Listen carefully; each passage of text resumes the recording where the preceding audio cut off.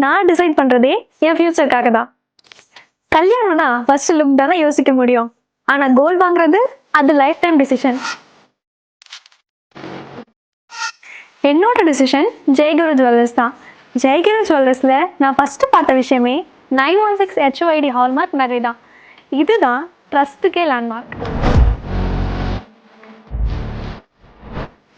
Same jewellery but வேஸ்டேஜ்ல யூத் save. கோல்டுனா ப்ரைஸ்ல ஒரு ஜெனரிட்டி இருக்கணும். டிசைன்ஸ்ல நிறைய வெரைட்டிஸ் இருக்கு. ஆனா நான் வேஸ்டேஜ் பார்த்து ரொம்ப ஷாக் ஆயிட்டேன்.